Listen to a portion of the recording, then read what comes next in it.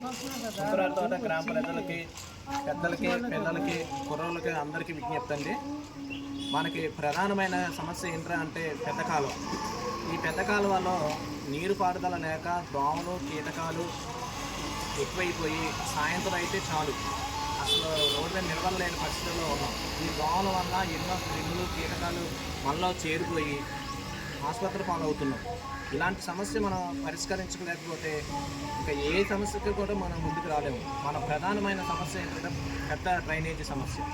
ఈ సమస్యను మనం క్లియర్ చేసుకుంటే ఈ చిన్న కాలంలో ఉన్న నీరంతా కూడా పారుదల వెళ్ళిపోద్ది. నీరు నిల్వ లేకుండా ఉంటే కనుక ఏ దోమలు, ఏ కీటకాలు రావు. కాబట్టి ఈ సమస్య కోసం మనందరం పోరాడతాం.